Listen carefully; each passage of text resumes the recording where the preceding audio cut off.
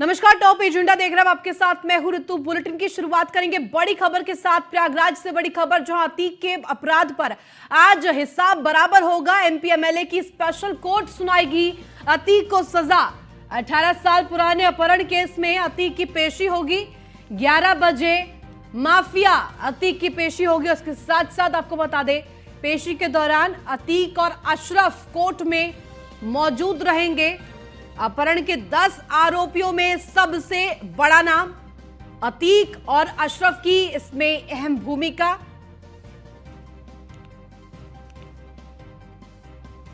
अपहरण के 10 आरोपियों में सबसे प्रमुख नाम अतीक और अशरफ का बड़ी भूमिका इस पूरे मास्टरमाइंड में। मास्टर प्लान तैयार करके उमेश पाल हत्याकांड को दिन दहाड़े अंजाम दिया गया। अपहरण के 10 आरोपियों में सबसे प्रमुख अतीक और अशरफ। व्हाट्सएप कॉलिंग के जरिए भी साक्ष्य सामने आए थे कि इनकी बातचीत हुई और जेल में बैठे बैठे पूरा मास्टर प्लान दरअसल अशरफ और अतीक ने तैयार किया। उमेश पाल हत्याकांड से जुड़ी ये बड़ी खबर आपको बता रहे हैं। आज एमपी एमएलए की स्पेशल कोर्ट अतीक की सजा का ऐलान करेगी। एमपी एमएलए कोर्ट की स्पेशल कोर्ट में आज सुनवाई होगी। और ज्यादा जानकारी के साथ संवाददाता विवेक पांडे हमारे साथ लाइव जुड़ गए। विवेक, क्या कुछ जानकारी, आज एमपी एमएलए की कोर्ट में सजा का ऐलान होगा? जी बिल्कुल। आज अतीक अहमद और उनके भाई समेत 10 लोग हैं जो अपहरण के मामले में आज एमपी एमएलए कोर्ट में सुबह 11 बजे के आसपास का वक्त होगा जब सुनवाई होगी। सुनवाई के बाद फैसला कोर्ट सुनाएगा। फिलहाल अगर 1979 से बात करें, लगभग अतीक अहमद पर 101 मुकदमे दर्ज है और इन 1979 में पहला मुकदमा उसके ऊपर दर्ज हुआ था 1979 में, वो भी हत्या का। उसके बाद से ये पहला वाकया होगा जब सजा की बात निकलकर सामने आ रही है। और अभी दोनों भाई जो हैं प्रयागराज के नैनी सेंट्रल जेल में बंद हैं और सुबह 10 बजे से लेकर 10:30 बजे के बीच का वक्त है कि जब उनको जेल से निकाला जाएगा और कोर्ट परिसर ले आया जाएगा। अगर सुरक्षा व्यवस्था की बात करें तो कोर्ट परिसर पे 300 पुलिस के जवान लगाए गए हैं सुरक्षा के मद्देनजर में किसी तरह की कोई कैजुअलिटी न होने पाए। 3 एसीपी के स्तर के अधिकारी हैं, बाकी डीसीपी स्तर के अधिकारी जो पूरी मामले को निगरानी रखेंगे। कचहरी परिसर के आसपास जहां एमपी एमएलए कोर्ट के आसपास सुनवाई होनी है, वहां पर पुलिस ने पूरी तरीके से बैरिकेडिंग कर दी है कि कोई दूसरा शख्स जा नहीं सकता। सिर्फ जो उस केस से जुड़े हुए लोग हैं या वकील है वही उन सब जगहों पर जा सकते हैं। फिलहाल अब देखने वाली बात यह होगी जब 11 बजे कोर्ट अपनी सुनवाई शुरू करता है तो उसमें क्या सजा देता है और क्या मिलता है। फिलहाल लोगों का जो अपहरण का यह मामला है, इसमें फांसी की सजा का प्रावधान है, लेकिन लोगों का मानना है, अगर सूत्रों के हवाले से खबर आ रही है कि हो सकता है अतीक अहमद और उनके भाई को उम्र कैद की सजा हो जाए। लेकिन अब जब कोर्ट पूरे मामले को सुनेगा और आज जब इस पर फैसला सुनाएगा तो उसके बाद इसमें स्पष्ट हो पाएगी कि आखिर आगे का क्या प्रोग्राम है। फिलहाल उमेश पाल हत्याकांड के बाद भी पुलिस ने आज रिमांड की अर्जी भी दाखिल करेगी, क्योंकि उमेश पाल हत्याकांड के बाद से लगातार जो मुख्य शूटर्स है वो अभी तक फरार चल रहे हैं, पुलिस की गिरफ्त में नहीं आए, वो भागे फिर रहे हैं। ऐसे में पुलिस की पहली प्राथमिकता होगी कि अगर इनको रिमांड में लिया विवेक, लेकिन जाए। जिस तरह से आतंक का, अपराध का साम्राज्य अतीक ने बनाया था और उसके बाद आज उसकी कोर्ट में पेशी है। उमेश पाल हत्याकांड में सबसे प्रमुख नाम, सबसे बड़ा मास्टरमाइंड कहा जाता है अतीक, और ऐसे में क्या माना जाए, आज दोनों भाइयों को सामने बैठाकर क्या काउंटर क्वेश्चंस हो सकते हैं? इसकी संभावना वैसे बहुत कम लगती है, क्योंकि जो पूरा मामला है वो बहुत हाई प्रोफाइल मामला है। पुलिस फूक फूक के कदम रख रही है कि कहीं भी किसी तरह की उनके समर्थक या किसी तरीके से कोई ऐसी बात न होने पाए जो बाद में सरकार के लिए या पुलिस के लिए सरदर्द साबित हो। तो अब ये तो कोर्ट डिसाइड करेगा कि किस तरीके से इनसे पेशी होगी उनको। लेकिन अभी तक जहां तक इनके वकीलों के थ्रू जो बात निकलकर सामने आई, हो सकता है अलग अलग हो। अब जब 11 बजे जब दोनों लोग कोर्ट में पहुंचेंगे उसके बाद ये स्थिति स्पष्ट हो पाएगी कि किस तरीके से इनकी पेशी होती है और कोर्ट इनसे किस तरीके से पूछते हैं। जिस तरीके से अतीक अहमद का निश्चित तौर पर एक रसूख रहा है प्रयागराज में कि जेल में बैठ, अभी भी हालात ये है कि जेल में बैठकर उमेश पाल जैसे हत्या करवाई जाती है दिन दहाड़े, तो निश्चित तौर पर जब ये जेल से बाहर रहा होगा तो इसका कितना रसूख रहा होगा इसमें समझने में देर नहीं लगती है। अब 11 बजे का इंतजार सभी को है जब ये कोर्ट पहुंचेंगे और कोर्ट अपना फैसला सुनाएगी। जी विवेक, क्या कुछ जानकारी, कब तक कोर्ट में पेशी के लिए पहुंचेंगे? सूत्रों के हवाले से जो खबर आ रही है कि जो प्रयागराज के नैनी सेंट्रल जेल है वहां से इनको पुलिस अभिरक्षा में सुबह के 10:30 बजे के आसपास पुलिस वहां से लेकर निकलेगी हम्म। और 15 मिनट का वक्त लगेगा यहां से कचहरी पर से पहुंचने में एमपीएमएलए कोर्ट में। वहां पहुंचने के बाद 11 बजे से कार्रवाई का जो दौर है वो शुरू होगा। फिलहाल अभी हम्म। गेट जो कचहरी का जो गेट है 1 नंबर और 3 नंबर इसको पूरी तरीके से पुलिस ने अपने कब्जे में ले लिया है। इसी से अतीक अहमद, उनके भाई और जो 10 आरोपी और हैं उनकी एंट्री यहीं से कराई जाएगी। उसके बाद 11 बजे इनको एमपीएमएलए कोर्ट में पेश किया जाएगा जहां पर इनकी कोर्ट अपना फैसला सुनाएगा। विवेक, और इससे पहले ये भी बात सामने आती है कि पेशी से पहले कई डॉक्यूमेंटेशन के प्रोसेस से गुजरना होता है, मेडिकल भी होता है, क्या वो सब हो गया पूरा? जी बिल्कुल, अगर नैनी सेंट्रल जेल की बात करें तो नैनी सेंट्रल जेल एक ऐसा जेल है जहां पर मेडिकल की व्यवस्था जेल के अंदर ही उपलब्ध है, क्योंकि कल शाम को भी जब 5:30 बजे के आसपास अतीक अहमद को साबरमती जेल से प्रयागराज लाया गया था तो पहले व्यवस्था होती है कि पहले सब मेडिकल कराया जाता है आरोपी को, उसके बाद उसको जेल में डाला जाता है। तो अंदर वो सारी व्यवस्थाएं हैं, मेडिकल भी हो जाएगा, सारी चीजें हो जाएगी। उसके बाद सारी जो फॉर्मेलिटीज होती है जेल प्रशासन की, जो जेल मैनुअल के तहत होती है, वो सब चीज करके पुलिस उनको लेकर निकलेगी और निश्चित तौर पर उनका मेडिकल भी कराया जाएगा। पेशी होने के बाद वो वापस अगर उनको नैनी जेल ले आया जाता है तो वहां भी उनका दोबारा मेडिकल होगा। उसके बाद उनको फिर जेल के स्पेशल सेल में रखा जाएगा। जी ठीक, बहुत शुक्रिया तमाम जानकारी के लिए विवेक। और बड़ी खबर आपको बता दें, 2 जिलों के दौरे पर सीएम योगी आदित्यनाथ आज रहेंगे। बस्ती और गोरखपुर जाएंगे सीएम योगी आदित्यनाथ। बस्ती के दबौलिया में रहेंगे सीएम योगी आदित्यनाथ, जिसमें कि पुस्तक का विमोचन करेंगे सीएम। और आपको बता दें कि गोरखपुर को भी सीएम योगी बड़ी सौगात देंगे। कई परियोजनाओं का लोकार्पण और शिलान्यास आज उनके हाथों होगा। 3,838 करोड़ की परियोजनाओं की सौगात आज दरअसल देने वाले हैं सीएम योगी आदित्यनाथ। खोराबार टाउनशिप और मेडिसिटी लॉन्च करेंगे सीएम योगी। भारत सेवाश्रम में मां भगवती की पूजा अर्चना करेंगे सीएम योगी आदित्यनाथ। अमर सेनानी सचिंद्रनाथ सान्याल स्मारक की आधारशिला रखेंगे सीएम योगी।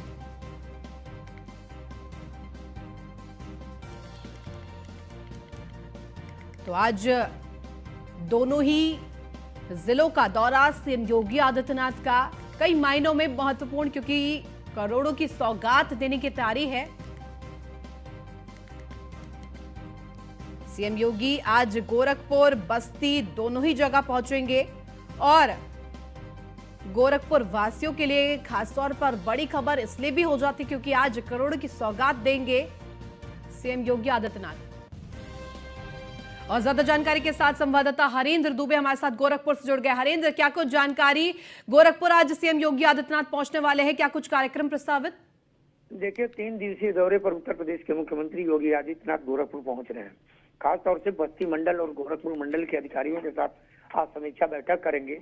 करोड़ों की सौगात की योजनाओं का शुभारंभ, शिलान्यास और लोकार्पण करेंगे। यही नहीं, आपको बता दें कि न्यू गोरखपुर बसाने की जो प्रक्रिया गोरखपुर प्रशासन द्वारा किया जा रहा है उसके मामले में भी अधिकारियों से वार्ता करेंगे। और सबसे बड़ी बात रही कि नवरात्रि के माह में वो देवी दुर्गा की अनुष्ठान करते हैं और शाम के समय वो गोरक्षनाथ मंदिर में दुर्गा प्रतिमा के समक्ष अनुष्ठान करते नजर आएंगे और 3 दिनों तक अनुष्ठान करेंगे। खासतौर से आज से लेकर के नवरात्रि के 10वीं तक जो है कि वह पूजा पाठ में ही लीन रहेंगे। 10वीं के दिन जो है कि उनका कई तरह का कार्यक्रम गोरखपुर में लगा है। हर जहाँ कार्यक्रम लगा तहाँ कर वहाँ पर नए कार्य योजना की शिलान्यास और लोकार्पण करते मुख्यमंत्री नजर आएंगे। तो खास तौर से गोरखपुर बस्ती मंडल के लिए एक बहुत नवरात्रि का समय, खास तौर से लोगों के लिए, क्योंकि मुख्यमंत्री लोगों के बीच में आ रहे हैं और लोगों के बीच में आकर के तोहफा देंगे इस नवरात्रि में। ठीक है, तो खासतौर पर बहुत अहम बात है। दूसरी चीज, सुरक्षा के पुख्ता इंतजाम भी किए गए हैं। ठीक है हरेंद्र, हमारे साथ राघवेंद्र भी जुड़ गए हैं। राघवेंद्र, आपका रुख करना चाहूंगी। जिस तरह से हरेंद्र बता रहे थे, ये दौरा कई मायनों में महत्वपूर्ण गोरखपुर के लिए होने वाला है और इसके साथ साथ आपसे समझना चाहूंगी बस्ती में क्या कुछ कार्यक्रम आज प्रस्तावित है? योगी आदित्यनाथ दौलिया के एडमिट धर्मपुर में 11:25 पर आएंगे और पूर्व एमएलसी डॉक्टर स्वर्गीय वाईडी सिंह की मूर्ति का अनावरण करेंगे। साथ ही वो सुरक्षा के कड़े इंतजाम पुलिस प्रशासन के द्वारा किए गए हैं। वहां पर एक जनसभा को भी स्कूल में संबोधित करेंगे। वहीं बात करें मुख्यमंत्री योगी आदित्यनाथ की, तो उनको लेकर पुलिस प्रशासन ने सुरक्षा के कड़े इंतजाम पहले से ही कर रखे हैं। साथ ही जगह जगह वहाँ सुरक्षा के कड़े इंतजाम प्रशासन द्वारा करते हुए वहाँ पर कई विभाग के अधिकारी भी मौके पर हैं। ऐसी सूचना मिल रही है कि वहां पर अधिकारियों के साथ समीक्षा बैठक भी मुख्यमंत्री योगी आदित्यनाथ कर सकते हैं। ठीक है, बहुत शुक्रिया तमाम जानकारी के लिए राघवेंद्र। और बड़ी खबर आपको बता दें, डिप्टी सीएम ब्रजेश पाठक का आज दौरा, आज महोबा जाएंगे डिप्टी सीएम ब्रजेश पाठक। भाजपा जिला कार्यालय में ब्रजेश पाठक करेंगे बैठक। और आज बता दें कि शाम 5:20 पर कलेक्ट्रेट सभागार में योजनाओं की समीक्षा करेंगे डिप्टी सीएम। आज महोबा जाएंगे डिप्टी सीएम ब्रजेश पाठक और कलेक्ट्रेट सभागार में योजनाओं की समीक्षा करेंगे। धरातल पर योजनाओं को किस तरह से उतारना है ताकि जनता को सीधा लाभ इसका पहुंच सके, इसकी समीक्षा बैठक आज करेंगे। भाजपा जिला कार्यालय में डिप्टी सीएम ब्रजेश पाठक आज बैठक करेंगे क्योंकि अब निकाय चुनाव का भी रास्ता साफ हो गया है। हरी झंडी सुप्रीम कोर्ट ने दे दी है, किसी भी वक्त नोटिफिकेशन आ सकता है और तारीखों का ऐलान हो सकता है। इसी को देखते हुए अब भाजपा खासा अलर्ट दिखाई दे रही है। बीजेपी जिला कार्यालय में डिप्टी सीएम ब्रजेश पाठक का आज बैठक, शाम 5:20 समय प्रस्तावित है। कलेक्ट्रेट सभागार में योजनाओं की समीक्षा करेंगे।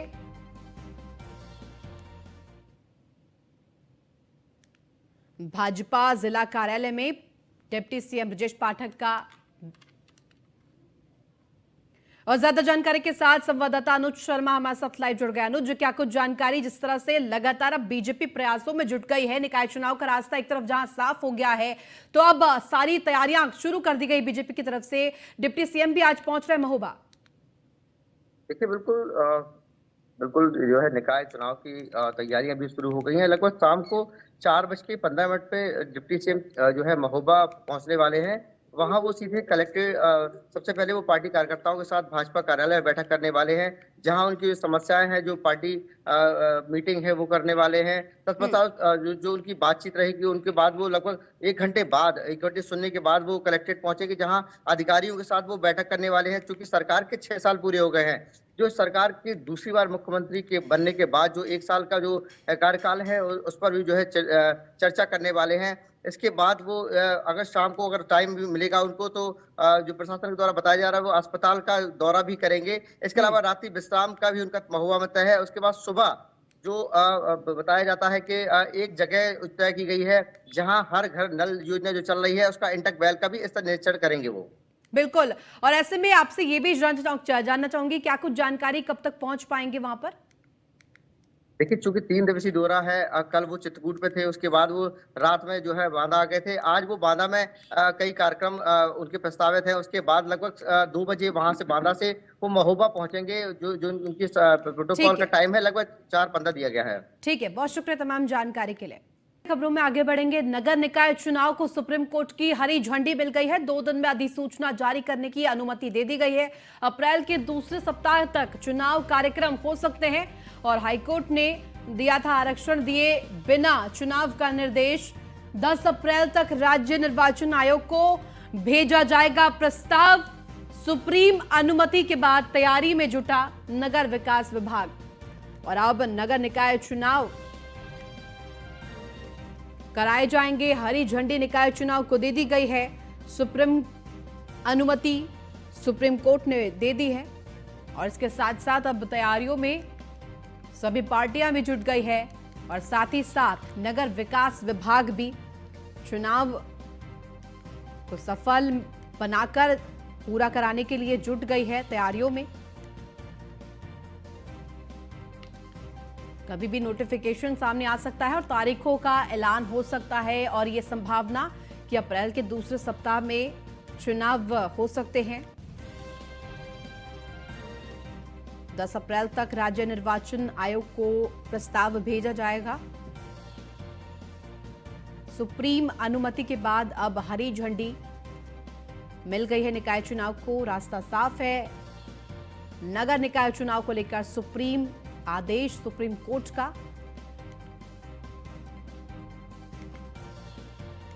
2 दिन में अधिसूचना नोटिफिकेशन जारी होगी। अप्रैल के दूसरे सप्ताह तक चुनाव कार्यक्रम।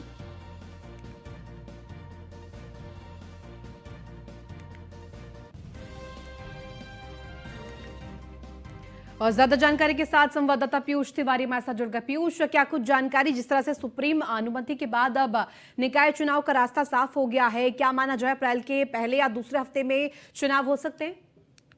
जी बिल्कुल, अगर बात करें तो देखिए जिस तरीके से कल सुप्रीम कोर्ट में सुनवाई हुई, कहीं ना कहीं ओबीसी आरक्षण के साथ यूपी में अब निकाय चुनाव होंगे और सुप्रीम कोर्ट से हरी झंडी मिल गई है। निश्चित रूप से जल्द से जल्द जो अधिसूचना है वो जारी हो सकती है, क्योंकि उत्तर प्रदेश सरकार चाहती है कि निकाय चुनाव जल्द से जल्द कराया जाए और किसी भी वक्त यानी आज और कल में भी ये अधिसूचना जारी हो सकती है। और क्योंकि अभी तक ओबीसी आरक्षण को लेकर विवाद चल रहा था और इसको लेकर कहीं ना कहीं चुनाव में देरी हुई थी, लेकिन सुप्रीम कोर्ट से मिली हरी झंडी के बाद अब चुनाव का रास्ता जो है वो साफ हो गया है। क्योंकि कल सुनवाई हुई सुप्रीम कोर्ट में, यूपी सरकार ने कहा था कि जो ओबीसी कमीशन बनाया गया है, कमीशन ने अपनी रिपोर्ट सौंप दी है और इसके बाद सुप्रीम कोर्ट ने ओबीसी आरक्षण के साथ यूपी निकाय चुनाव कराने की अनुमति दे दी। इसके अलावा अगर हम बात करें तो निकाय चुनाव को लेकर नोटिफिकेशन जारी करने की भी इजाजत जो सुप्रीम कोर्ट है उसने दिया है। और साथ ही बात करें तो सुप्रीम कोर्ट में जो सॉलिसिटर जनरल है तुषार मेहता, उन्होंने कहा था कि 28 दिसंबर 2022 को ओबीसी आयोग का गठन किया गया था और 7 मार्च 2023 को आयोग ने अपनी रिपोर्ट सौंप दी थी। तो निश्चित रूप से अब कहीं ना कहीं जो रास्ता है वो साफ हो गया है निकाय चुनाव के लिए और इसको लेकर अधिसूचना जारी होगी, उसके बाद कहीं ना कहीं चुनाव जो है उसकी प्रक्रिया शुरू हो जाएगी। बिल्कुल पीयूष, और ऐसे में कंफ्यूजन की स्थिति नोटिफिकेशन को लेकर है, क्या कब तक नोटिफिकेशन जारी किया जा सकता है? देखिए अगर बात करें तो 2 दिनों का वक्त बताया जा रहा है और आज और कल में कभी भी नोटिफिकेशन जो वो जारी हो जाएगा। और क्योंकि उत्तर प्रदेश सरकार चाहती है कि जल्द से जल्द जो निकाय चुनाव है वो कराया जाए। हालांकि आपने देखा किस तरीके से ये पूरा मामला कहीं ना कहीं विवादों में हो गया था और मामला सुप्रीम कोर्ट तक जा पहुंचा था, जिसके बाद एक के बाद एक सुनवाई हुई थी और कहीं ना कहीं इसको लेकर यूपी सरकार ने जो अपनी ओबीसी कमीशन की जो ओबीसी की जो रिपोर्ट है वो कहीं ना कहीं सौंपी थी। उसके बाद कल सुप्रीम कोर्ट में ये फैसला आया कि निकाय चुनाव कहीं ना कहीं कराए जाएंगे और ओबीसी आरक्षण के साथ निकाय चुनाव कराए जाएंगे। तो कल हरी झंडी मिलने के बाद आज या कल में कहीं ना कहीं जो अधिसूचना है वो जारी हो सकती है। ठीक है, बहुत शुक्रिया तमाम जानकारी के लिए पीयूष। और खबर बाराबंकी से, जहां तेज रफ्तार का कहर देखने को मिला है। अनियंत्रित होकर पलटी ट्रैक्टर ट्रॉली, अनियंत्रित होकर खाई में पलटी है ट्रैक्टर ट्रॉली। बड़ी खबर आपको बता रहे हैं, ट्रैक्टर ट्रॉली पलटने से एक युवक की मौत हो गई है। अस्पताल में घायलों का इलाज फिलहाल जारी है। पुलिस ने पोस्टमार्टम के लिए शव को भेज दिया है। और इसके साथ साथ आपको बता दें, मजदूरों को लेकर ये ट्रैक्टर ट्रॉली जा रही थी। रामनगर कोतवाली क्षेत्र के सरयू नदी के पास की यह घटना और तस्वीरें हम आपको लगातार दिखा रहे हैं। ट्रैक्टर ट्रॉली पलटने से एक युवक की मौत भी हो गई है। इस हादसे में कई लोग घायल हैं, जिनका फिलहाल इलाज जारी है। और तस्वीरों के माध्यम से हम आपको दिखा रहे हैं ट्रैक्टर ट्रॉली किस तरह से पलटी हुई है। और ज्यादा जानकारी के साथ संवाददाता भोलानाथ हमारे साथ जुड़ गए हैं। भोलानाथ, क्या जानकारी, कब की ये घटना? बिल्कुल बता दें, रामनगर थाना क्षेत्र के सरयू नदी के पास की घटना है, जहां पर मजदूरों को लेकर ट्रैक्टर ट्राली जा रही थी। इसी दौरान अनियंत्रित होकर खाई में पलट गई, जिसमें एक की मौके पर ही मौत हो गई। वहीं कई लोग घायल हैं, जिनको इलाज के लिए अस्पताल में भर्ती करवाया गया है। ये बीती शाम की घटना है। मुख्यमंत्री योगी आदित्यनाथ ने लखनऊ में हुई घटना के बाद से निर्देश जारी किया था कि कोई भी भार वाहन में सवारियां नहीं ढोई जाएंगी।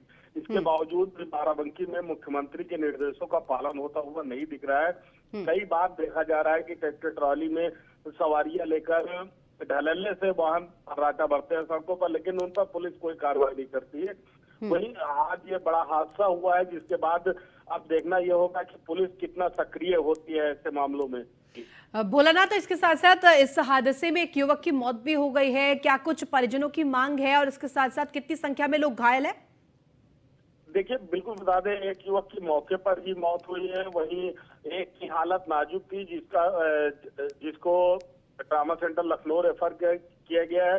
कुछ का इलाज सामुदायिक स्वास्थ्य केंद्र में चल रहा है, कुछ को जिला अस्पताल रेफर किया गया है। अभी मृतक परिजनों की बात करें तो मृतक परिजनों की कंडीशन वो नहीं है कि वो कुछ बात कर सके। वो खुद अपने आप में परेशान है, क्योंकि आकस्मिक मृत्यु हुई है, तो सभी अपने में परेशान है। अब फिलहाल पुलिस ने शव को कब्जे में लेते हुए पंचनामा कर पोस्टमार्टम के लिए ठीक भेज है। दिया है जी। ठीक है, बहुत शुक्रिया तमाम जानकारी के लिए भोलानाथ।